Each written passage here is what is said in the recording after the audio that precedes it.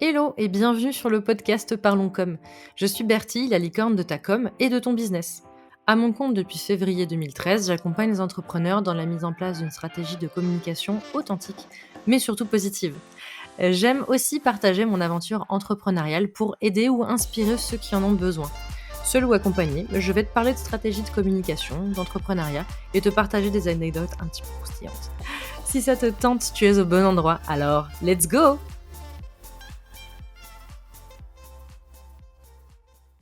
Bienvenue dans ce nouvel épisode. Aujourd'hui, je suis super contente parce que on va parler gamification. J'ai eu le plaisir de découvrir Doria il y a quelques temps et elle a accepté de venir enregistrer un épisode avec moi sur ce podcast. On va pouvoir parler ensemble de ce qu'est la gamification et comment est-ce que tu peux l'adapter et la mettre en place dans ta stratégie de communication. Si tu veux un bon exemple d'ailleurs de gamification d'un épisode de podcast et de mise en avant d'un nouveau produit, je te conseille d'écouter l'épisode jusqu'à la fin. Pour la conclusion, il y a une petite surprise qui t'attend avec... je ne t'en dis pas plus, tu découvriras ça à la fin.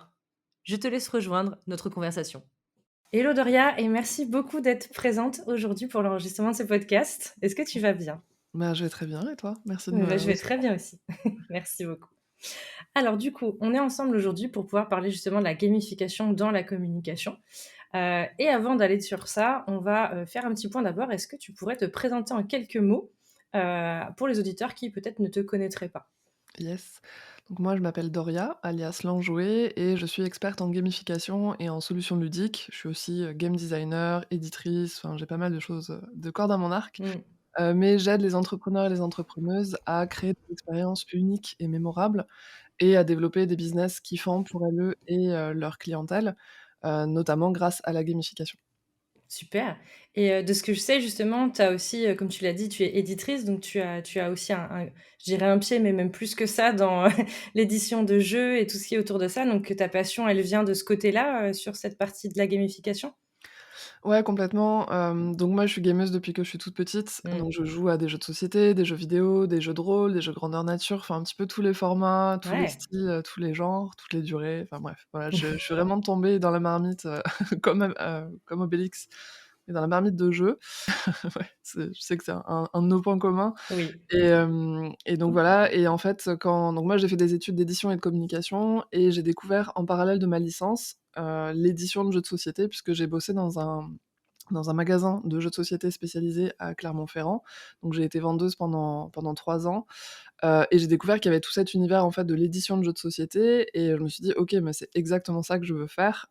À la base, j'étais partie pour faire de l'édition Mmh. de livres jeunesse Mmh. et quand j'ai découvert qu'il y avait, voilà, toute une chaîne de l'édition aussi, du côté du jeu de société, je me suis orientée là-dedans et donc j'ai fini mes études et j'ai bossé pendant, presque 8 ans dans des maisons d'édition, de jeux de société, à Paris. Enfin, en tout, j'ai dû travailler un peu plus de 10 ans dans le milieu vraiment du jeu de société, avec des postes divers et dans des structures diverses et c'est vrai que du coup, j'ai glissé dans la gamification quand je me suis réorientée, après.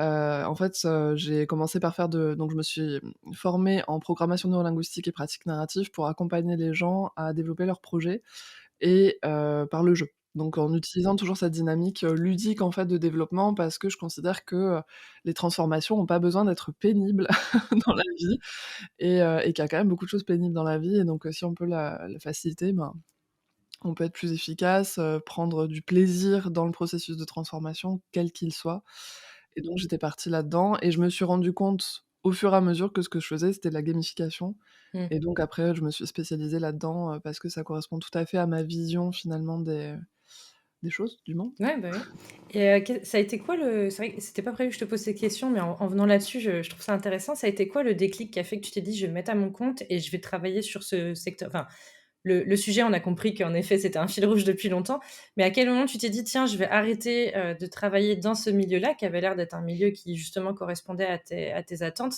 en disant: «Je vais me mettre à mon compte et je vais aller sur ce secteur-là pour des entrepreneurs, des entreprises», et cetera? Il y a pas vraiment eu, si tu veux, il y a un jour, je me suis pas réveillée en me disant: «OK, demain, je me mets à Mmh. mon compte, c'est parti, je me lance là-dedans». Ça a été un processus, très, enfin long, En sous-marin et quoi, un peu? ouais, c'était un peu en sous-marin et surtout j'ai glissé dans l'entrepreneuriat, quoi, tu vois? Genre, je me suis pas réveillée un jour en me disant: «OK, je vais être entrepreneuse, je vais me lancer ma Ouais, boîte et tout». C'était plus, j'ai eu à un moment donné un trop plein, je pense, bah, il y a différentes choses qui ont fait que je me sentais plus bien là où j'étais. d'accord. Dans la boîte où j'étais, à Paris aussi, parce que du coup là, je bossais à Paris et je suis pas née à Paris, puis c'était pas forcément un Oui. choix. Bref, à un moment donné, j'ai eu un trop plein, si tu veux, de mon quotidien, de mon environnement et cetera, et Ouais. du coup, je suis partie de Paris, je suis venue en Bretagne, puisque Mmh. maintenant je suis à Saint-Brieuc C'est très bien la et Bretagne. c'est très chouette. Je suis pas loin de la Bretagne et je vis avec un Breton, donc je voilà, OK, j'adore. parfait. Donc tout va bien. Et pour avoir vécu moi-même un an à Paris, je peux comprendre, ce côté, trop. Je dis pas que Paris n'est pas bien, chacun a son style de vie, mais je peux comprendre qu'au bout d'un moment, si en plus au niveau du travail, tu commençais à avoir des lassitudes, il y a aussi cet environnement qui peut, te des fois te peser en plus, donc je peux comprendre, ouais. Mmh. Mmh. Bah, c'est ça, je me sentais pas forcément bien dans mon quotidien pro, j'arrivais pas à profiter de la ville parce que Paris, c'est vraiment une ville qui est géniale. Enfin, Ah ouais, il moi, y a plein de j'adore y trucs à aller faire. ponctuellement, tu vois? Mmh. Mais par contre, en y vivant, je me sentais oppressée, j'avais pas l'impression de pouvoir profiter parce que j'avais pas forcément des gros moyens. Mmh. Donc j'avais pas de temps, pas d'argent à Paris et c'était un peu compliqué de pouvoir profiter de tout ce que peut apporter la ville, quoi. Ah bah oui. Mmh. Donc du coup, j'ai préféré me rapprocher, bah, j'avais toujours voulu vivre près de la mer et en fait, autour de Saint-Brieuc, c'est un peu le nid de ma famille, maternelle, si moi-même je suis toulousaine. Donc je suis un peu loin de mon lieu de naissance, mais bref, Mmh. je digresse. Et donc en fait, si tu veux, je suis la première décision, ça a été de partir de Paris et de quitter mon job, Ouais. et après du coup, j'ai mis du temps, si tu veux, à trouver un nouvel axe. Mmh. Donc d'abord, je me suis formée avec cette idée ma toute première idée, c'était vraiment: «OK, le jeu, j'adore ça». Mmh. Mon expérience faisait que la façon dont ça se passait, c'était en train de me déconnecter un petit peu de ma passion, c'était en train de me déconnecter un petit peu de tous les bienfaits que le jeu a pu avoir dans ma vie, et il en a eu énormément. Mmh. Et je dis pas ça juste parce que c'est mon domaine d'activité, je sais que ça a vraiment eu un impact hyper fort dans ma vie sociale, dans le développement de certaines de mes compétences et Ah cetera. bah oui, hein, j'en doute pas une seule seconde pour avoir fait le JDR pendant longtemps et voir des personnes s'épanouir grâce à ça, je valide à 100. Mmh, ouais, c'est ça, le jeu, c'est la vie. Ouais. Mais donc du coup, voilà, je suis vraiment partie avec cette idée de: «OK, la dimension vraiment commerciale du jeu, c'est en train de me déconnecter un petit peu de tout ça, et donc j'ai envie d'utiliser le jeu autrement et de faire bénéficier finalement et de partager au monde Oui. tout ce que, le jeu peut apporter, même dans des contextes qui sont, pas forcément évidents, quoi». Ouais, bah Et oui. après ça a été tout un processus, je suis passée par plein de phases différentes. Au début, mon tout premier projet, c'était un bar à jeux, tu vois? Donc rien à Mmh. voir. Et puis Je finalement connais ce type de projet, j'ai eu 2 amis qui en ont monté un et je me suis occupée de toute la partie design, intérieur-extérieur, menu, tout ça, du bar à jeux et du coup, c'est des projets qui sont super intéressants en effet, mais c'est vrai que c'est complètement autre chose que ce que tu fais aujourd'hui. Ah, il y avait cette dimension humaine, je pense, qui devait aussi t'intéresser, dans le côté bar à jeux et transmission, qu'aujourd'hui, bah, tu as justement, gardé ces idées-là, on va dire, et tu les as mis dans ce que tu proposes aujourd'hui, justement en termes d'accompagnement, comme tu disais, pour rendre les choses plus sympas ouais, et plus vraiment, agréables, on va dire, au sens large du terme. c'est ça. Super. Bon, eh ben, très bien. Moi, pour faire un tout petit aparté, justement, j'ai découvert Doria grâce au podcast que tu avais enregistré justement avec Dorian Baker, que je suis depuis longtemps, avec qui j'échange beaucoup. Et justement, j'avais adoré les échanges que vous aviez eus. Donc, je remettrai le lien de l'épisode dans la description parce que vraiment, j'ai trouvé que c'était un épisode ultra intéressant qui alliait du coup cette fois-ci gamification et customer care. Donc pareil, ultra pertinent. Et pour l'anecdote, j'avais trouvé ça hyper intéressant. Dorian, en fait, elle t'a découvert avec ta cocotte, ta fameuse cocotte. Donc beaucoup de personnes que je vois parlent, si tu peux juste expliquer cette partie-là, parce que je trouve ça très intéressant de voir que les gens peuvent te découvrir à travers ça et ça montre un exemple pour ceux qui ont pas encore bien compris ce que peut être la gamification. C'est un petit exemple simple et court qui est vraiment intéressant, je pense. Yes, ma cocotte en jouet. Donc la cocotte en jouet, c'est tout simplement une cocotte en papier. Alors il y en a qui appellent ça poète-poète. Typiquement Dorian appelait ça un poète-poète. Donc maintenant j'utilise poète-poète ou cocotte en fonction. Donc en fait, il y a donc moi j'ai lancé mon auto-entreprise fin 2018, début 2019, c'est pour mettre un petit peu de contexte, et une des premières choses que j'ai mis en place dans la com de mon entreprise, c'est cette cocotte en jouet.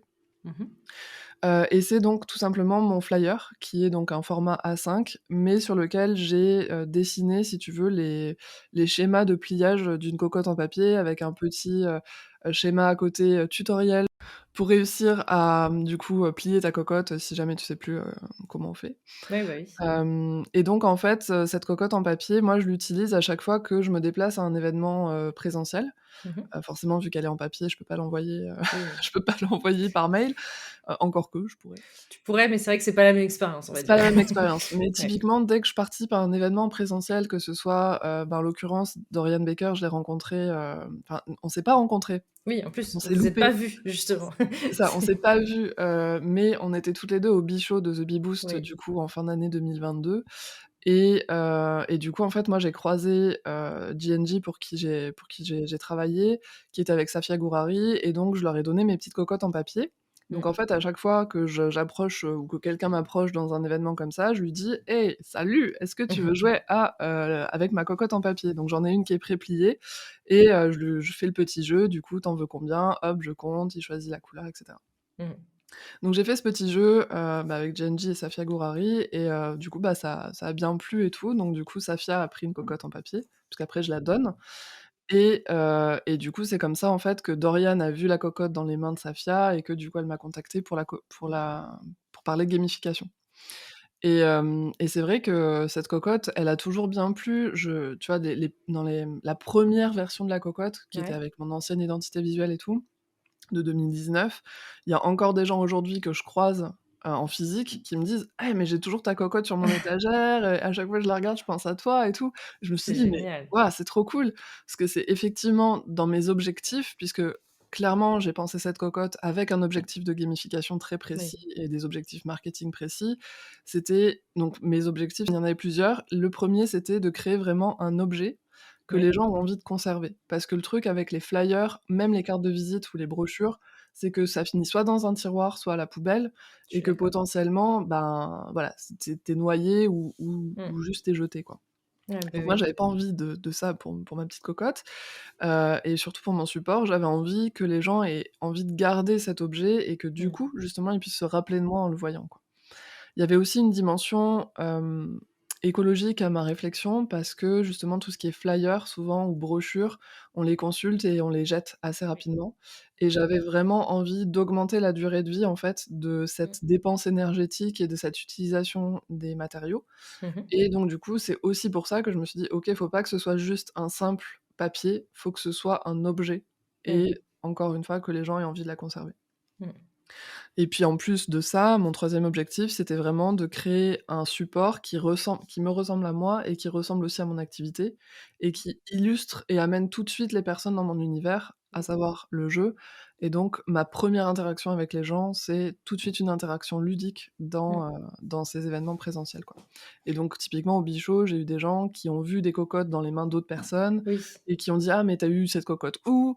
Et du coup, il y a des gens Mmh. qui sont venus juste pour me demander ma cocotte, puis qui sont repartis. C'est Du ça. coup, Je vois exactement la scène de: «Je peux avoir une cocotte?» et puis la personne s'en va c'est et ça. puis Ouais, c'était ça, mais en même temps, j'adore, tu vois? oui, Enfin, c'est le but, enfin, c'est-à-dire quand tu arrives à ce stade-là, justement, c'est ouais, tu as gagné. Enfin, ton objectif, il est fait, quoi, justement. C'est hyper intéressant. c'est ça, parce que même si forcément mon objectif, c'est de créer un premier contact, Oui. heu, même si la personne, elle demande ma cocotte et qu'elle se barre avec, au final, elle est venue me demander déjà, Oui. donc il y a quand même eu un mini premier contact et ça veut dire que ça a suffisamment intrigué, tu vois, Mmh. titillé pour, Ah bah, venir la oui. demander, quoi.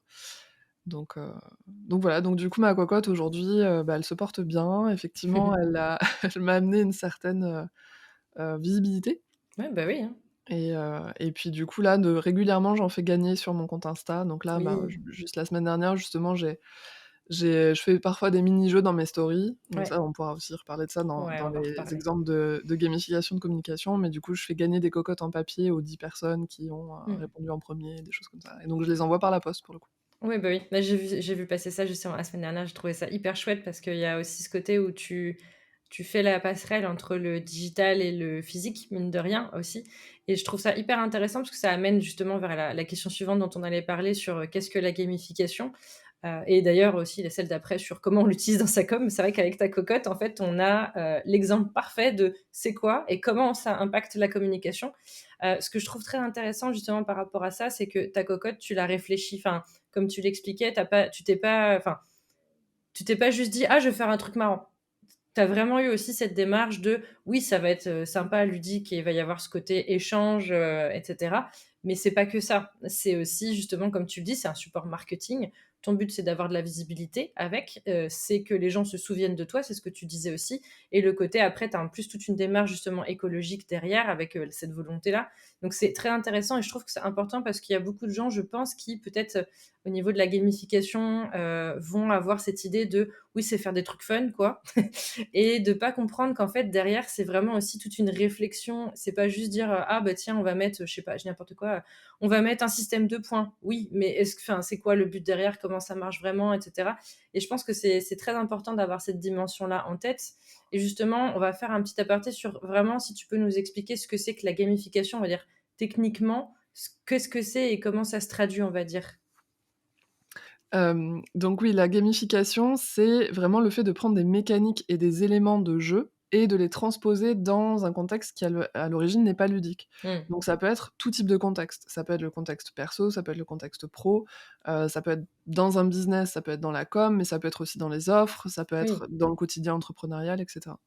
Et c'est vrai que je pense qu'au quotidien, on a des dans notre quotidien même perso, on a des éléments de gamification qu'on n'identifie pas tels quels, parce qu'on a tellement l'habitude que, on fait pas attention, en fait. Mmh. Ouais, une de me un de mes plus gros challenges, c'est vraiment d'illustrer ce que c'est que la gamification parce que c'est très abstrait, en fait. Mais typiquement, j'ai fait un post, là-dessus. Tu vois, par exemple, les cartes de fidélité dans les boutiques, ça, Oui, c'est de la gamification. Les jeux, les trucs où tu dois envoyer des SMS pour tenter de gagner 50 000 € à vie, là, sur tes ouais. émissions télé, ça, c'est de la gamification. Tout ce que tu vas avoir autour de, des systèmes de parrainage sur les sites e-commerce ou sur tes banques ou tout ça, c'est de la gamification. Donc au final, il y a plein, plein de types de gamification au quotidien qu'on vit, sans savoir que c'est de la gamification. Parce que la gamification, c'est pas nécessairement un jeu à proprement Oui, parler. Moi, j'ai créé une petite enquête et on en parlera après, mais ouais. c'est pas nécessairement un jeu, donc ça peut être aussi simplement des leviers, en fait, d'interaction, des leviers de motivation qui vont nous permettre d'interagir. Donc c'est là où c'est parfois assez subtil. Tu vas avoir de la gamification qui est plus explicite, donc où là, c'est clairement que tu es dans une dynamique de jeu, dans une dynamique ludique et tu vas en avoir qui sont beaucoup plus implicites, où ça va être plutôt des barres de progression, des systèmes Mmh. de fidélisation finalement, où c'est pas visiblement du jeu, mais en réalité, on est quand même dans cette idée de prendre des dynamiques, des mécaniques et des éléments qu'on va mettre dans des contextes, Oui. qui ne sont pas ludiques, quoi. Mmh mh. Et je sais aussi que pour avoir écouté ton épisode, enfin tes épisodes de podcast, d'ailleurs je mettrai le lien, hein, en description, mais pour avoir écouté tes épisodes de podcast, il y a quelque chose aussi que tu défends beaucoup et je trouve ça vraiment important que tu le fasses, c'est le côté où justement la en tout cas la gamification selon ce que toi tu veux amener, n'est pas là pour rendre quelque chose, comment dire, de fun, juste pour le rendre fun et que, comment dire, ça soit pas, qu'il y ait pas une démarche éthique, derrière. Je sais que tu l'as déjà expliqué en disant, par exemple, sur des team building, mettre de la gamification, oui, mais si le problème, c'est qu'en interne, ça se passe très, très mal et que c'est juste pour rendre, je sais pas, des challenges un peu trop, enfin, rendre ça ludique alors qu'en fait, derrière, il y a pas une volonté vraiment, comment dire, bah, bienveillante au sein de l'équipe. C'est en effet, pas forcément, enfin, c'est pas ce que toi, en tout cas, tu défends justement et tu vas plutôt dans ces cas-là, essayer de faire comprendre aux gens qu'il y a peut-être un autre symptôme à traiter avant, comme tu disais. Et ça, je pense que c'est aussi important de le dire, d'avoir ce côté, la gamification peut être amenée à peu près partout, on va dire, mais ne doit pas forcément l'être, s'il y a pas une démarche derrière, justement, éthique, en Mmh. fait. Il y a 2 choses, enfin ça fait partie des points de vigilance que j'aborde, systématiquement. La première chose, c'est qu'une gamification et tu l'as déjà mentionné aussi plus tôt, ça se fait pas juste comme ça. Enfin, Mmh. ça peut être très facile. C'est attention, là, c'est vraiment aussi la subtilité du truc, c'est que la gamification, ça a l'air difficile, forcément très complexe, très Mmh. technique et tout. Ça l'est pas forcément, la preuve, ma cocotte en papier, c'est Oui. littéralement un bout de papier. C'est C'est ça, je veux dire, en soi, il y a c'est pas une démarche énorme derrière et tu as eu beaucoup de réflexions, mais le résultat n'a pas été quelque chose de compliqué à mettre en place. C'est ça. Donc il y a beaucoup de réflexion, mais il y a pas forcément des choses qui sont très complexes à faire ou à mettre en place ou des outils très complexes ou des choses Oui. très coûteuses, en fait. Mmh mh. Mais effectivement, c'est important de savoir pourquoi on fait une gamification. Ouais, Donc après, forcément, plus la gamification est ambitieuse, plus les objectifs sont ambitieux, plus il va y avoir de la réflexion derrière. bien sûr. Ma cocotte en papier, déjà, tu vois, j'ai listé quand même plusieurs objectifs parce que, notamment, bah, quand tu imprimes quelque chose, en tout cas quand moi j'imprime quelque chose et que ça me coûte de l'argent et qu'après je dépense des matériaux et tout, j'ai vraiment envie que ce soit réfléchi derrière.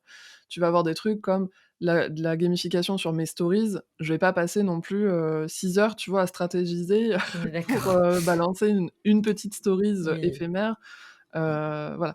Ça dépend après parce qu'il y a, tu vois, les stories à la une comme l'enquête, là, j'ai passé Ouais. beaucoup plus de temps dessus. Oui, bah, oui. Mais après, c'est pareil, la durée de vie en elle-même est pas la même. Ta story à la une, on va en reparler après, spécifique. Elle, tu as vraiment une démarche avant. Les autres, quand c'est ponctuel, c'est plus sur le moment et puis aussi, je pense qu'il y a le fait qu'à force, toi, tu as déjà des automatismes et des choses que tu sais, en fait, donc tu rethéorises pas tout à chaque fois, heureusement. Ouais, Justement c'est ça. parce que tu as cette facilité à force, aussi à t'exercer enfin, à exercer ton cerveau à voir les choses de manière, gamifiée, on va dire. C'est ça, c'est un muscle, hein, c'est comme pour tout, Ouais. donc voilà, un des premiers points de vigilance, c'est ça, c'est ne pas faire de la gamification juste parce que c'est joli Mmh. et juste parce que c'est quand même un peu à la mode en ce moment. Oui. Donc il faut vraiment y avoir un but, un objectif, il faut savoir ce qu'on veut atteindre avec. Après ce but-là, ça peut être simplement le plaisir, c'est aussi Oui. OK. De dire: «OK, ben là, je vais gamifier, mais juste pour apporter du plaisir à mon audience, pour apporter du plaisir à mes clients ou à mes clientes ou juste à moi». Mmh C'est mh. aussi OK comme objectif, mais en fait, de savoir pourquoi on fait les choses. Ouais. Et le deuxième effectivement, gros point de vigilance, c'est ce côté de, respecter l'éthique, en fait. Enfin, pour moi, il y a toujours cet objectif, nous, en tant que créateurs ou créatrices de gamification, en tant qu'entrepreneur, entrepreneuse, on va avoir un objectif derrière. Donc typiquement, tu vois, moi, c'était avec la cocotte un objectif marketing. J'ai envie que les gens se souviennent de moi, que ça marque, que ça fasse l'effet waouh et que du coup, bah, on pense à moi, tu vois? Donc ça, c'est mon objectif. Mais j'ai aussi un objectif par rapport aux personnes qui bénéficient de la gamification. Elle doit avoir un bénéfice aussi pour les personnes. C'est pas juste quelque chose que tu vas utiliser pour manipuler les gens. Il y a de la gamification, il y a un dark side et j'en parle souvent du dark side de Ouais. la gamification. Il y a beaucoup trop Mmh. d'entreprises qui utilisent ça en tirant sur des leviers de gamification, de motivation et cetera, pour amener les gens à acheter des trucs dont ils ont pas besoin, Ouais. faire des actions qu'ils ont pas vraiment envie de faire et cetera et cetera. Tout ça pour répondre à leurs objectifs d'entreprise, de profit, de visibilité et cetera. Et ça, clairement, pour moi, c'est un big no no, quoi. Enfin, c'est vraiment pas du tout ma came. Moi, l'axe de gamification que je prends, c'est vraiment je veux que mes gamifications et que les gamifications de mes clients et clientes, du coup, par extension, elles aient un impact positif sur les personnes, mais aussi sur l'environnement Oui. et voilà. Ouais et là-dessus, je pense que enfin, en tout cas, c'est aussi un discours que moi j'ai sur la partie communication. C'est le côté où, pour moi, les réseaux sociaux, par exemple, ça reste un outil, comme la gamification est un des outils ou des leviers, comme tu disais, qu'on peut utiliser. Mais un outil, on va dire, n'a l'impact que de ce que tu lui donnes. C'est-à-dire que les réseaux sociaux, si tu les utilises à mauvais escient, bah, ça aura un mauvais impact. Si tu les utilises à bon escient, ça aura un bon impact. La gamification, c'est pareil. C'est un outil qui est dans nos mains et c'est à nous de décider ce qu'on en fait et le but, c'est de le faire bien et de manière, éthique et ça, c'est quelque chose vraiment à garder en tête, justement par rapport à ça. Complètement, c'est tu regardes les super-héros. Tu vois, moi, Exactement. j'utilise toujours, la fameuse citation de Spider-Man, mais Mmh.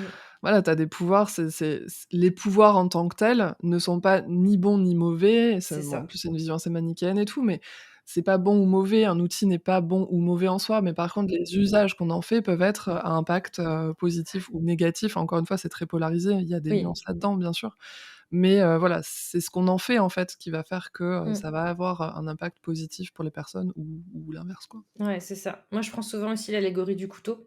Si tu t'en sers pour couper des carottes et faire un super curry ou un super pot-au-feu, bah, c'est trop bien. Si tu t'en sers pour faire mal à quelqu'un, bah, c'est pas bien. Et Ça en marche fait, aussi. le problème n'est pas le couteau. Le problème est la personne qui tient le couteau, en fait.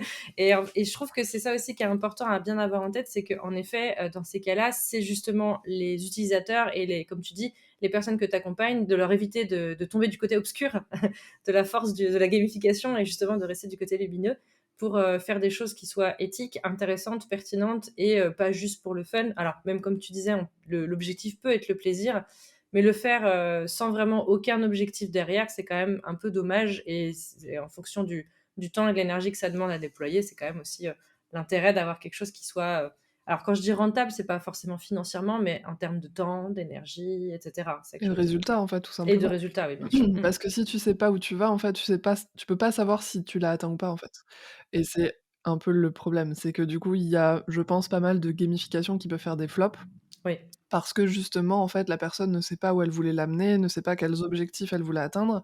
Et le truc, c'est que du coup, ben, à quoi tu te réfères pour évaluer ta réussite ou ton échec? Ce qui fait que non seulement tu peux pas voir si réellement tu as eu des résultats, mais en plus, tu peux pas non plus savoir si tu as des pistes d'amélioration. Donc oui, tu peux pas c'est ça. forcément itérer parce qu'en fait, tu Ouais. sais pas si tu as réussi ou pas. Complètement, trouver les points de friction, où est-ce que ça a pu poser problème rés et cetera. Si tu as pas d'indicateur, alors on entend parler des fois de KPI ou choses comme ça, mais l'idée d'avoir des indicateurs, c'est pas juste de tout mesurer, c'est aussi de savoir où est potentiellement le problème et de se dire: «Est-ce que le problème, c'est le système qu'on a mis en place? Est-ce que c'est le but? Est-ce que c'est le pourquoi? Est-ce que c'est la méthode?» Enfin, je dis n'importe quoi. Je sais pas, je prends un exemple nul, mais justement, si on reprenait ta cocotte, imaginons on se rende compte que, il y a plein de gens qui n'arrivent pas à la plier. Bah, justement, si le problème, c'est pas la cocotte, mais c'est le fait que j'arrive pas à le plier, bah, il faut mettre un tutoriel. Ce que tu as fait d'ailleurs, hein, mais voilà. Et du coup, là, tu comprends d'où vient le problème. Et c'est pas juste, ah, bah, l'idée, elle était mauvaise ou ça a pas marché.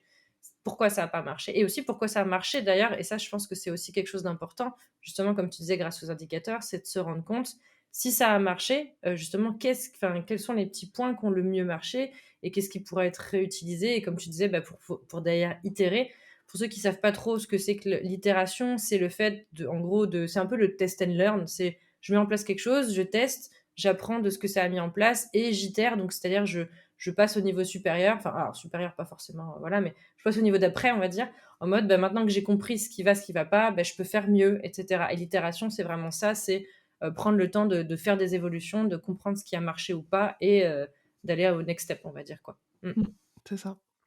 Et c'est exactement la même chose qu'on fait quand on crée un jeu de société, pour le coup. Oui, bah oui, En fait, j'imagine on va bien. faire des prototypes qu'on va tester. Ouais. Et puis après, on va petit à petit avoir des versions, donc c'est vraiment ça, c'est le fait d'avoir des versions. On parle aussi de MVP, tu vois? C'est-à-dire, Oui, oui, d'abord oui, ta première version qui est, le meilleur produit possible à l'instant T c'est et ça. derrière après tu vas l'améliorer et cetera. Mm. Moi, toutes mes gamifications, sont améliorées, régulièrement, quoi. Bah oui, j'imagine bien. Le MVP, si je dis pas de bêtises, c'est le Minimal Value Project, c'est ça, hein? C'est ça? Product? Product? Ouais, je sais plus. Enfin, l'un Product? ou l'autre. Ouais, Et je l'idée, dis tout c'est le temps d'avoir, MVP, du coup j'oublie à bah oui, chaque non, fois. mais pareil. Et en fait, l'idée, en gros, c'est d'avoir comme tu disais, le produit, la première étape, on va dire. Tu la testes, tu vois, ça marche pas, et après, tu continues. Par exemple, tu fais ton jeu, tu te dis, je dis n'importe quoi, les joueurs commencent à jouer. Ah, oui, en fait, la règle, elle est pas claire. Ou, tiens, ce serait peut-être plus facile de définir un ordre de passage grâce à un lancer de dés, ou enfin, j'en sais rien, etc. C'est, ah, ok, bah, il y a ça, on le rajoute, etc. Mmh. Donc c'est ça aussi qui est intéressant dans cette partie-là. Donc MVP minimum viable product. Ah, viable, voilà, c'est ça. Produit minimum viable, voilà. Value, viable. Je suis très forte en anglais. Moi aussi, Mais c'est vrai que j'avoue que, en fait, à force de dire MVP, j'oublie les mots exacts derrière. pareil. J'avais le minimum, mais j'avais pas les. Euh, Du coup, on a déjà commencé à aborder le sujet, mais justement pour être un peu plus précis sur ça, comment est-ce que toi, tu estimes qu'on peut utiliser efficacement la gamification dans sa communication? Donc comme on vient de le dire, avec un vrai but et du côté lumineux de la force. Et si au passage, tu peux nous donner quelques exemples concrets, je pense que ça aidera à illustrer aussi. Yes, ben, en fait, donc la gamification pour moi, on peut l'utiliser dans à peu près tous les business, tous les domaines, qu'on fasse du présentiel, du digital, qu'on parle, de bien-être, qu'on parle de business, enfin peu importe finalement ce qu'on fait. Effectivement, il y a toujours cette dimension de savoir si c'est pertinent aussi pour son audience, tu vois? Si tu as Mmh, une audience qui est complètement réfractaire à l'aspect fun et ludique, oui, bon, peut-être que tu vas pas lui balancer des enquêtes ou des machins, des trucs comme ça. ouais, Donc il y a toujours aussi à prendre en compte l'audience à qui on s'adresse. Moi, je sais que forcément, vu que c'est ce que je propose dans mon activité, je vais attirer naturellement les personnes qui sont sensibles, tu vois, à cet oui, aspect de ludique, plaisir, et cetera. Mais du coup, dans mon audience, j'ai à la fois des très, très gros gamers et gameuses comme moi, Donc il y a J'en vraiment fais des partie. voilà, dont tu fais partie. Mais je vais aussi avoir des personnes qui sont pas forcément du tout, joueuses ou Mmh. enfin, qui sont pas forcément joueuses ni de jeux de société, ni de jeux vidéo, Mmh mais mh. qui sont sensibles à cette dimension de plaisir, de ludique, d'apprendre, Mmh. voilà, en s'amusant et cetera. Et donc du coup, j'ai dans ma typologie enfin dans mon audience, j'ai vraiment des profils très, très différents en termes d'appétence, Oui. de jeu par exemple et surtout de familiarité Oui, ouais, avec, bien les sûr. jeux. Donc quand on design, en fait, faut vraiment avoir ça en tête. Est-ce que tu t'adresses déjà à, des personnes qui sont, heu, très friandes de jeux ou pas? Est-ce que, ils ont l'habitude de jouer ou pas? Mmh. Donc notamment pour jauger un petit peu la difficulté de ce que tu peux proposer ou le Oui, type aussi. d'investissement que tu peux proposer et cetera. Mmh. Une fois que ça c'est dit, donc faut prendre quand même voilà, faut prendre conscience et prendre soin des personnes forcément à Bah, qui on oui, propose oui. le truc. Une fois que ça c'est dit, dans la communication, concrètement, tu peux en mettre un peu où tu veux. On a vu ça avec ma cocotte en papier, donc moi j'ai plus de carte de visite en fait. La seule carte de visite que j'ai, c'est ma cocotte en papier, qui est en fait un flyer, Mmh mh. sur laquelle il y a toutes mes informations, mais j'ai aussi mis un QR code sur laquelle il y a un autre jeu, un Mmh. petit jeu narratif puisqu'à la base, le dernier gros événement auquel j'ai participé, c'était le Bichot et du coup, j'avais fait un petit jeu narratif, justement, qui remettait en scène les personnes dans un séminaire d'entrepreneuses et cetera et donc je crois que j'avais fait 7 fins possibles, différentes donc comme ça, je tease un peu pour les personnes qui voudraient Ah! Ça me gagner fait ma penser à les jeux dont vous êtes le héros, là, où on peut avoir complètement. des fins, en fonction de c'était le truc que je quand j'allais au CDI à la bibliothèque, c'était les livres que je ponçais, j'adorais ça et je voulais voir toutes les fins et c'était Bah, trop voilà, drôle. c'est ça. C'est Mmh. exactement l'inspiration, sauf que c'est à base de QR code et d'un formulaire, Typeform, tu vois? Ouais. Mais du coup, c'est ça, voilà, j'ai voulu mettre une deuxième couche ludique dans le truc et ce jeu, du coup, de manière saisonnière, il change. Donc là, je vais participer à un autre événement, bah, dans quelques semaines, Mmh mh. donc je vais changer le jeu pour que ça colle plus à l'événement à ce moment-là. Donc voilà, je fais D'accord. des inceptions de C'est gamification. ça. Donc typiquement, on a vu ça avec ma cocotte en papier, donc ça peut remplacer donc la carte de visite. Mmh. Donc je vous invite pas forcément nécessairement à faire une cocotte en papier, mais à Non. réfléchir à un objet qui pourrait être, enfin une façon de représenter le mieux votre activité qui pourrait être interactive et montrer votre univers. Mmh. Bah, en fait, Hem, ce que justement, je te coupe rapidement, mais comme tu dis, le but, c'est pas que tout le monde s'amuse à faire des cocottes sans papier sur leur carte de visite ou enfin leur flyer parce qu'en fait, c'est pas forcément représentatif de votre activité. L'idée, c'est vraiment d'avoir quelque chose qui est cohérent, et qui marche avec votre activité. C'est-à-dire que alors et puis c'est pas forcément un objet physique, hein, mais l'idée, c'est de trouver comment vous pouvez traduire ça d'une autre manière, en fait, en ayant ce côté justement un petit peu plus ludique, un petit peu plus sympathique, et un peu moins formel, potentiellement, quoi. Mmh. Complètement. Bah, j'ai une de mes clientes par exemple qui est décoratrice d'intérieur et qui est partie sur cette idée de pliage, mais qui a du coup, représenté une petite maison. Mmh. Et du coup, hop, les personnes en origami vont déplier, en fait, la maison et avoir l'information. Oh, c'est Et là, génial. c'est génial et du coup, Ah ouais. c'est tout simple, tu vois? C'est juste la forme qui va changer. Là, pour le coup, tu as pas d'interaction, tu as pas de mini-jeu autour du truc, Oui. mais rien que la forme, déjà, ça en fait un objet, tu as envie de le conserver et en plus, c'est complètement en lien avec, la thématique. Ah bah, oui, puis je pense que ça doit enfin et ça va justement avec ce qu'on dit un peu depuis le début, mais tu apportes une expérience client, en fait, avant même enfin même prospect, parce qu'avant même que le client ait signé ou quoi, ou enfin voilà. Tu as cette expérience où il y a le côté: «Ah, c'est chouette, c'est sympa, c'est fun» et cetera et ça marque tellement plus Mmh, que on va dire si elle avait une carte de visite, très basique, même si sa carte pourrait être très belle et très pertinente et ça, c'est pas la question, hein, mais le fait d'avoir cet objet-là, tu marques les gens d'une manière complètement différente et même s'ils travaillent pas avec toi, imaginons derrière, ils s'en souviendront. Donc il y a un truc il y a une connexion en fait que tu crées grâce à ça qui est assez incroyable, je pense. c'est ça. Et puis, tu vois, par exemple alors moi, en l'occurrence, il y a aucun j'ai aucun intérêt à le faire, donc je le fais pas, mais tu vois, Mmh. tu as des endroits aussi où tu peux déposer ta carte de visite. Oui. Alors je pourrais avoir un intérêt sur certains réseaux vraiment très spécifiques d'entrepreneurs qui ont des locaux, mais tu vois, je vais pas aller déposer mes trucs à la boulangerie ou à l'office du tourisme. En revanche, pour des gens qui ont une activité qui peut, tu vois, amener ça, je pense par exemple, tu vois, à des personnes qui donnent des cours particuliers, Oui. que ce soit du sport, que ce soit, des cours d'anglais ou des Mmh. trucs comme ça et où vous pouvez laisser vos coordonnées comme ça à des endroits un peu stratégiques pour toucher votre cible, bah ça, un flyer qui d'un coup, va attirer l'œil et va se démarquer, en fait, des autres, ben, c'est aussi déjà gagné parce que Ah bah, oui. dans ce genre de contexte, on cherche à donner envie à la personne de prendre le flyer. Donc si le truc, il est moche, déjà, bon, Mmh. voilà, mais Voilà. si, si en plus donc déjà, il faut qu'il soit esthétique, mais au-delà de ça, le fait d'interpeller Mmh. avec, justement une forme un peu originale, ça change, la donne, quoi. Un peu complètement, ouais. Mmh. Donc dans la com, voilà, il peut y avoir tout ce côté plutôt présentiel avec quelque chose à distribuer, mais effectivement, on peut très bien imaginer gamifier un site internet. Mmh. Après, ça dépend des objectifs. On peut très bien, gamifier son Insta. Donc moi, j'ai gamifié mon Insta. Oui. Donc j'ai créé, on en a un petit peu parlé, une story à la une qui s'appelle «L'enquête #0» et Oui. en fait, c'est une petite enquête que tu dois faire, dans mes stories à la une. Donc tu te balades de story à la une en story à la une, pour après aller débloquer mon serveur secret, parce que tu as réussi à choper un mot de passe et quand tu débloques ce serveur, tu peux ensuite réclamer ta récompense qui est en fait un lead magnet, un freebie qui est en gros une trame pour, faire ta propre enquête, Instagram. Donc du coup, tu peux ensuite, recréer le truc. Là, typiquement, j'avais aussi plusieurs objectifs, ce qui vous donne des indices pour les personnes qui l'ont pas encore faite, Mmh. mais mes objectifs, c'était un de donner envie, d'inciter les personnes à aller découvrir mes autres stories à la une, Ouais. donc j'ai caché mes indices dans les stories à la une, Oui. pour que les personnes puissent, me découvrir mes services, mon podcast et cetera. Mmh mh. Le deuxième objectif, c'était la promotion de mon podcast, puisqu'il y Ouais. a un indice dans mon podcast, mais Mmh mh. voilà, je vous laisserai aller le chercher. Et surtout, je voulais permettre aux personnes d'expérimenter la gamification. Qu'est-ce que ça peut être, en fait, aussi comme forme pour que, justement, ça devienne moins abstrait, plus concret et que ça puisse donner envie de faire la même chose. Puisque ça, c'est vraiment un de mes challenges, comme je te disais au début, c'est, vraiment que les personnes arrivent à se représenter, à se projeter dans quel type d'expérience ça peut générer et quel type Ouais. de bénéfices ça peut avoir aussi. Donc ça, c'était mes objectifs de base, mais au final, il y a eu des objectifs, enfin des bénéfices secondaires que j'avais pas anticipés, Ça, c'est chouette. ce qui est très cool.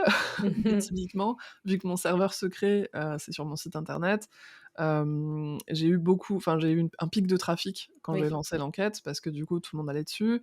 J'ai aussi eu un autre pic de trafic parce que les gens allaient chercher des indices dans mon site. Alors vous Mmh. pouvez aller sur mon site parce qu'il est cool, mais il y a pas d'indices dedans pour l'enquête #0. Je fais Mais gagner allez voir le site quand même, parce qu'il est Mmh. cool. Mais allez voir mon site quand même, ce qui est cool. Mais voilà, tu vois? Donc j'ai eu des bénéfices comme ça, secondaires. J'ai eu effectivement de la visibilité sur Insta. Oui. C'était une période où j'avais pas beaucoup d'abonnés encore, Mmh mh. donc j'en ai énormément, aujourd'hui, mais à ce moment-là, je devais avoir peut-être 400 abonnés, je pense. Et j'ai vraiment eu un pic d'abonnements, à ce moment-là parce que, les gens partageaient, en fait, l'expérience et que je pense que c'était un peu du jamais vu, tu vois, sur Insta. Oui, Enfin, en bah, tout cas, moi, oui. je l'avais jamais vu Mmh. et En tout cas, donc voilà, pour beaucoup, c'était du jamais vu, donc en plus, ouais, ils l'ont repartagé, ouais, complètement. c'est ça et donc voilà, donc du coup, j'ai eu pas mal de bénéfices et puis ça fait partie des choses que j'utilise pour illustrer justement ce qu'on peut faire. Oui. Donc on peut gamifier de manière permanente ses stories, on peut aussi utiliser de la gamification un peu plus ponctuelle, un peu plus éphémère dont on parlait tout à l'heure, Oui. du style dans tes stories, mais typiquement, il y a déjà spontanément en fait, Instagram est déjà très Bah, gamifié oui, en tant oui, que tel.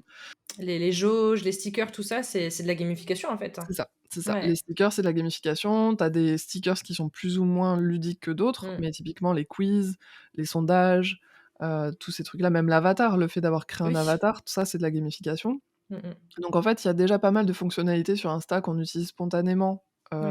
sans savoir que c'est de la gamification, Ouais, ouais. mais on peut très bien lancer, par exemple, des mini-jeux en stories, Mmh. et donner des récompenses. On peut gamifier ses réels aussi. Oui. J'ai notamment fait un épisode de podcast là qui va pas trop tarder à sortir en fonction de la date de cette sortie-là, avec Larissa Lorenzoni qui elle a Mmh. fait plusieurs, reels gamifiés. Ah, ça va être Heu, super intéressant ça. Dès que l'épisode sortira, s'il est pas sorti au moment de celui-ci, mais dès qu'il sortira, je rajouterai le lien, en description, ouais. Mmh. donc c'est hyper, voilà, c'est hyper intéressant. Au final, on peut gamifier un petit peu, tout dans la communication. Ouais. Moi, j'ai pas encore eu le temps de tester tous les formats, toutes les Oui, possibilités parce que vraiment, je pense que c'est pas loin d'être infini, bah, j'imagine. En et que la fait, seule oui, limite finalement, c'est, la créativité qu'on va avoir, les idées qu'on va avoir et bien sûr. la technique après. Bon, Ouais, bah, mais oui. Moi, j'essaye vraiment de me positionner comme la MacGyveuse, Gayvette, de la gamification.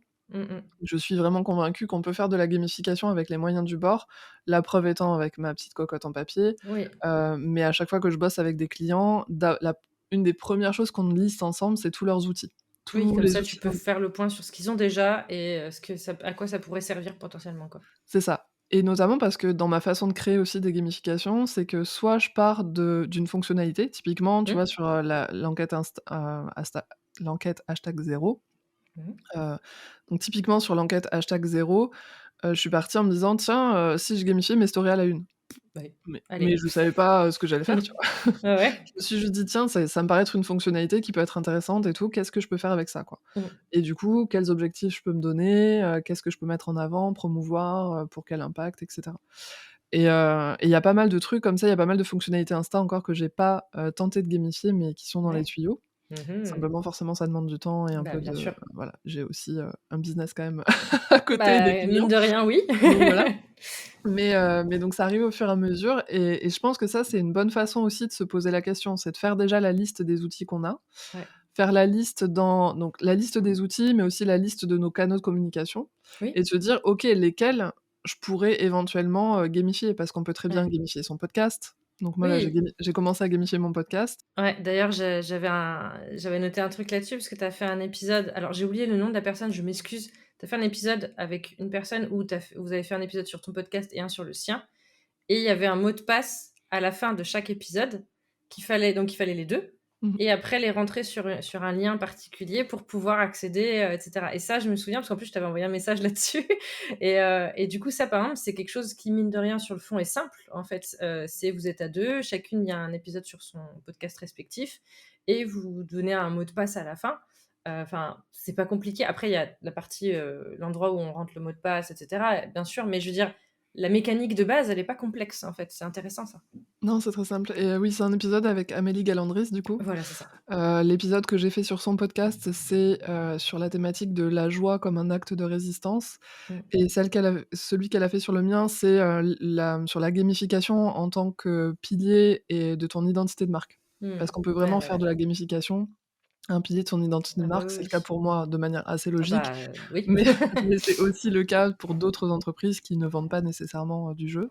Mais Oui. oui, typiquement, là, l'idée, c'était, je voulais commencer à tester comment on pouvait gamifier un podcast.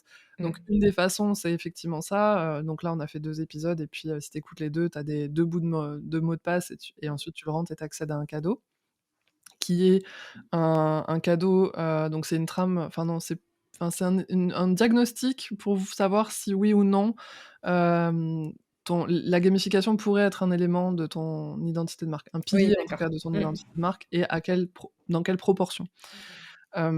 Mais voilà, mais là typiquement, tu vois, je poursuis mon exploration de la gamification de podcast, puisque j'ai lancé un nouveau format sur le mien.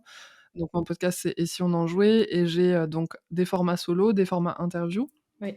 et maintenant je fais des autoportraits enjoués. Oui.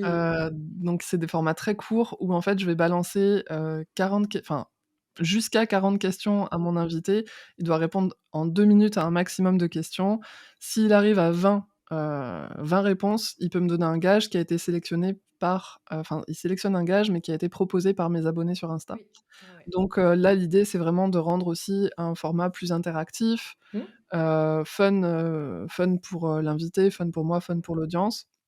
Mais aussi, c'était un objectif pour me challenger sur, la création de reels, parce que c'est pas Mmh. forcément un format sur lequel je suis très à l'aise, et je me suis dit: «Du coup, les gages, bah, moi, ça va m'amuser, tu vois, de les faire, du moment qu'ils sont respectueux et tout», je le Oui, oui, bien précise, sûr, on est j'entends. d'accord. Bah, celui du podcast, enfin, ce que tu as fait le portrait du coup, de Dorian comme ça et le gage que tu as eu, alors je n'explique pas, les questions ou quoi, mais le gage que tu as eu derrière du coup, c'était, faire sauter des crêpes avec, des moufles, c'est ça, hein? C'est ça. Ouais, ça je m'en souviens, j'avais Alors que beaucoup j'avais en pas de plus. moufle. Du coup, j'ai En fabriqué plus. une moufle. Déjà, c'était le premier défi avec ce que Premier j'avais sous défi. la main.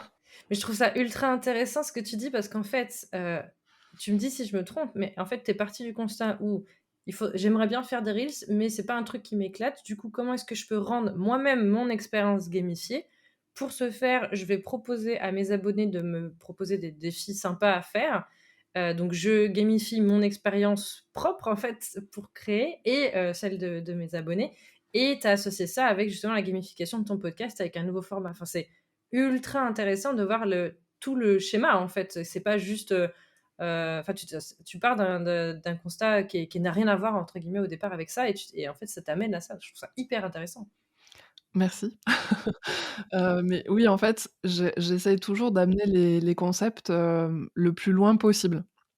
Le plus loin possible en étant vigilante à pas trop complexifier parce que justement, comme moi Oui, je suis une grosse gameuse, les trucs complexes, j'aime ça.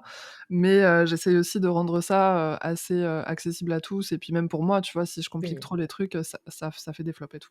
Mmh mh. Mais là, effectivement, je me suis dit: «OK», en fait, je suis pas forcément partie du reels, mais c'est plutôt 2 constats distincts qui m'ont amené à une solution commune. Mmh. Je suis partie du fait que j'avais très envie de proposer un format, fun à mes invités et parce que du coup, mon format interview, c'est un format long, tu vois? C'est entre 35 et 50 minutes généralement. C'est vraiment du partage d'expertise. On discute, alors il y a toujours un axe, gamification et expertise de la personne ou Oui, bien domaine de sûr. la personne. Mais du coup, on est vraiment plus sur du partage d'expertise, donc c'est sérieux tout en étant bon enfant et joyeux, mais Bien sûr. c'est plutôt sérieux et je me suis dit: «Ouais, mais j'aimerais bien aussi proposer à mes invités un moment un peu fun et un truc où on peut les découvrir d'une autre manière, justement par le prisme du jeu», puisque c'est Ouais, ça bah, aussi que oui. je propose. Donc j'avais en tête d'un côté ce truc-là et de l'autre côté, j'avais vraiment envie de rendre mon podcast plus interactif, que finalement mon audience, elle a un impact aussi sur le contenu. Alors l'impact, on est d'accord, là, pour l'instant, il est assez minime finalement, mais du coup, régulièrement, bah, je vais demander à mon audience sur Insta, des idées de gages Ouais. et du coup, ces gages, après, j'en présélectionne 4 et je les propose, à l'invité, si jamais, elle a atteint, 20 sur 40, Mmh mh.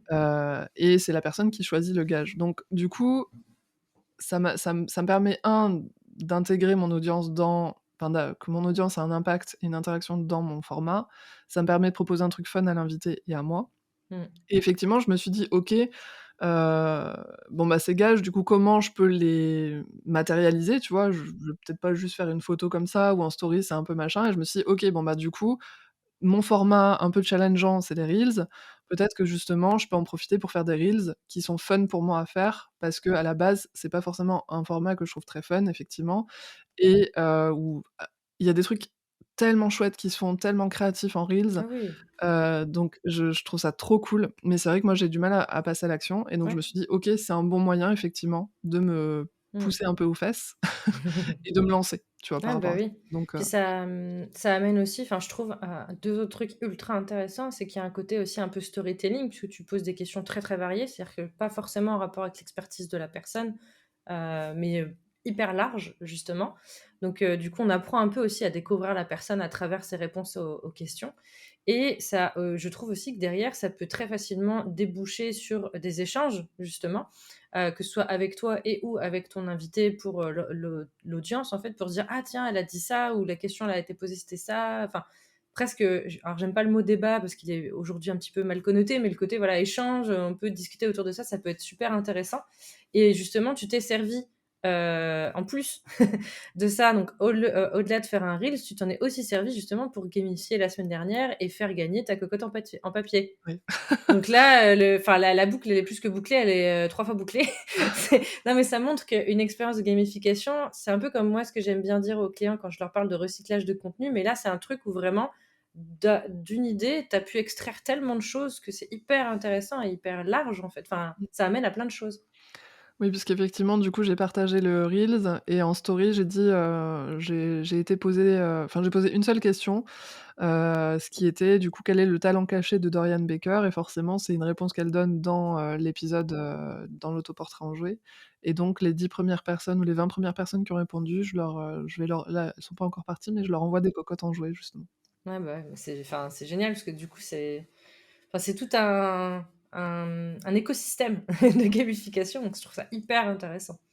Bah, c'est ça. Une fois que tu commences à avoir, en fait, des gamifications séparées, tu peux Oui, aussi les penser de manière, complémentaire et bah, c'est justement ça. pour créer cet écosystème qui est complet, quoi. Mmh mh. Et est-ce que tu aurais un dernier, un petit exemple à nous partager? Soit quelque chose que tu as mis en place pour toi ou pour des clients ou quelque chose que tu aimerais ou une piste d'amélioration que tu te dis: «Tiens, ce serait ultra pertinent pour développer la communication»?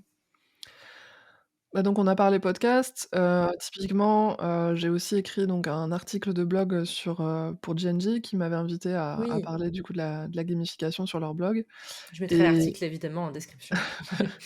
et en fait du coup j'ai fait une mini gamification dans l'article de blog, Mmh. je vais pas en dire trop plus Oui, il faut pas davantage trop spoiler. parce que sinon ça n'aura plus aucun intérêt parce qu'elle est vraiment très simple, mais en fait dans le texte, il y a des choses un petit peu cachées à retrouver et du Mmh. coup en fait ça voilà. Donc ça typiquement j'avais plusieurs objectifs derrière ça. C'était un peu un test, Mmh mh.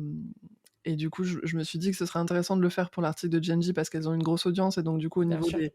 des statistiques, ça peut vraiment être assez parlant je pense. Mmh mh. J'attends de voir les résultats, mais Ouais. l'idée derrière, c'était de voir si, justement, en gamifiant un tout petit peu un article de blog, on pouvait augmenter peut-être le nombre de commentaires. Mmh. Parce que c'est vrai que les articles de blog, même s'ils sont hyper intéressants, souvent on voit qu'il y a pas énormément de commentaires Ouais. sur les différents blogs, enfin quels qu'ils soient. Oui, c'est vrai. Hem donc c'était à la fois voir si on pouvait générer un petit peu plus de commentaires par rapport à ça, Mmh mh. par rapport aux articles plus classiques et faire un peu de rétention, tu vois? Mmh. Ouais, Sur bah, la oui. page, pour, que les personnes restent plus longtemps et du coup booster les stats. Donc je n'ai pas encore les résultats pour l'instant, Ouais, non, mais c'est mais je intéressant fais parce en que sorte. comme tu dis, c'est une gamification simple, Mmh. enfin, pour les curieux, vous pourrez aller voir l'article, hein, justement. Mais il y a ce côté où tu prônes aussi, comme tu le disais, le côté, pas besoin d'en faire des caisses pour Mmh. que ce soit ça fonctionne et ce que j'aimais bien dans l'idée où tu parlais de faire le point sur les outils de la personne d'abord, c'est aussi que, le but, c'est pas forcément de réinventer la roue et de rajouter des couches et des couches et des couches d'outils.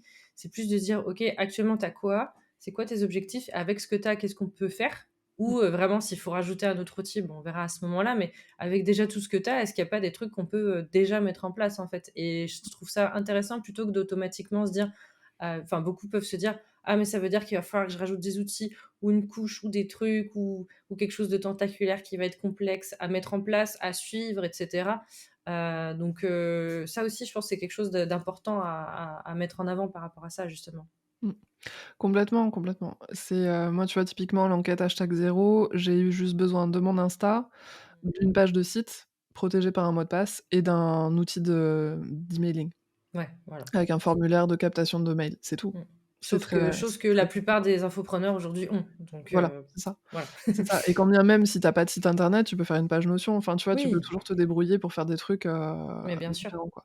Mais oui et donc on peut gamifier un blog, enfin, en tout cas, un article de blog, ça s'est tenté et a priori, je pense que ça a eu un impact. Mmh mh. On peut aussi imaginer gamifier donc, bah, un podcast, Oui. une newsletter, Mmh. finalement, un petit peu tous les types de supports donc faire le point déjà sur les canaux de support, Ouais, faire le déjà. point sur les outils et puis, voir du coup, s'amuser en fait. Enfin moi, vraiment à chaque fois que je conçois une gamification, je me dis: «Ah qu'est-ce que je pourrais gamifier qui serait genre trop fun et quel type d'expérience ça pourrait, générer?» Voilà, comment je peux m'amuser avec ces contraintes? Parce Ouais. que pour moi, c'est vraiment des contraintes d'outils et des contraintes de canaux, Mmh mh. et de me dire: «OK, de quelle manière je peux, m'amuser de ces contraintes-là pour en faire un truc fun?» Mmh. Pour moi, vraiment, il y a cette notion de la contrainte libère.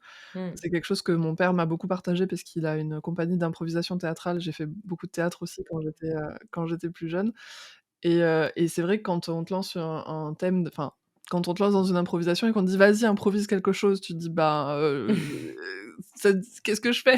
Il y a Ouais, trop c'est de ça. choix, c'est trop vague». De la même manière, quand on te dit: «Bah, écris», Oui, oui d'accord, mais j'écris quoi? c'est ça. Dès que tu commences à donner un peu de contraintes créatives, que ce soit Mmh. écrit, je sais pas, un poème, bah, déjà tu sais Oui. un petit peu plus ce que c'est. Écris un Ouais. poème sur la mer. OK, bon, bah, d'accord, déjà, petit à petit, ça te cadre et c'est ça qui fait que du coup, ça va pouvoir libérer ta créativité et pour moi, je vois vraiment ça, la gamification comme, heu, se donner des contraintes d'outils, se donner des contraintes de thématiques, se donner des contraintes de résultats et c'est ça qui va faire qu'on va pouvoir avoir des idées pour atteindre ces résultats et créer quelque chose d'hyper cool, quoi. Oh, c'est super chouette, c'est parfait pour terminer. Bah, en tout cas, merci pour tous ces exemples. Je pense que cet épisode, il est ultra riche, clairement. Si on veut te retrouver, si on veut échanger avec toi et savoir un petit peu plus ce que tu proposes, on peut te retrouver notamment sur Instagram et ton podcast, c'est ça? Ouais, sur Instagram donc @doria.enjoué, sur mon podcast qui s'appelle «Et si on en jouait?» et qui est sur toutes les plateformes. On peut me retrouver sur mon site internet, c'est doriaroustan.fr. Je suis aussi sur LinkedIn, à mon nom propre, donc Doria Roustan. Voilà, je suis un peu partout et j'ai une newsletter, du coup, le Snack Enjoué aussi. Oui, c'est ça. Donc, de toute façon, toutes les informations seront dans la description, pas de souci. Et puis, en tout cas, encore merci. Et je conseille à tout le monde justement d'aller suivre un petit peu, de faire l'enquête #0 et de pouvoir, je pense que c'est une très bonne première expérience pour découvrir la gamification et tester aussi et se rendre compte un petit peu des mécaniques qu'on peut mettre en place de manière simple, etc. Et comme en plus à la fin tu proposes justement un petit outil pour pouvoir remettre en place ça dans sa propre communication, c'est tout bénef, quoi. Ouais, et j'ai un autre freebie là qui va sortir qui Ah, s'appelle le nom est pas encore déterminé, mais ce sera Gamification 101, enjoue ton mmh. business, quelque chose comme Ah ça. oui, j'ai vu passer dans des stories, des choses comme ça, Ouais, j'ai vu un peu ça. c'est une, mini initiation à la gamification où du coup je réexplique ce que c'est que la gamification, à quel endroit on peut le mettre dans son business et un petit peu, bah, donner le premier élan en fait. Par quoi commencer pour commencer à identifier où est-ce qu'on peut mettre de la gamification dans son business, voilà, et ce sera une expérience ludique, assez innovante, si je peux dire. Quel teasing! Donc, pour être au courant de tout ça, il faut aller suivre Doria sur son Instagram, du coup, doria.enjoué. Et puis, donc merci encore beaucoup, pour, cet épisode ultra riche et à très bientôt. Merci pour toutes les questions super intéressantes et pour Ouais, l'échange. À très bientôt. avec grand plaisir. Merci Doria. Salut. Salut. Hey, tu arrivé jusqu'ici, bravo. Avec Doria, on a une petite surprise, je la laisse t'expliquer ça. Si jamais tu veux commencer à mettre de la gamification dans ta création de contenu sur Instagram, mais que tu sais pas trop par où commencer, que tu as pas forcément d'idées de mini-jeux en stories ou dans tes posts, ce que je te propose, c'est d'aller jeter un œil au pack Milkshake Instagram. Donc c'est un pack de 123 templates pour Instagram que j'ai co-créé avec Aurora de Oh My Carousel. Et dedans, du coup, tu pourras trouver, des carousels, des posts simples, des stories qui sont déjà gamifiés. Tu as plus qu'à les personnaliser, pour générer plus d'engagement avec ton audience. Du coup, retrouve dans la description un code caché, tu le trouveras assez facilement, tu verras, qui te permettra d'avoir une réduction de 10% sur ce pack. Donc dépêche-toi d'aller voir la description, tout y est, à bientôt! Merci d'avoir écouté cet épisode. S'il t'a plu, laisse-moi une note et un commentaire sur ta plateforme de podcast préférée. S'il y a des sujets que tu aimerais que j'aborde, viens m'en parler sur Instagram @lostinweb ou alors par mail contact@lostin-web.fr. Je te mets toutes les infos dans la description. À très bientôt pour un nouvel épisode.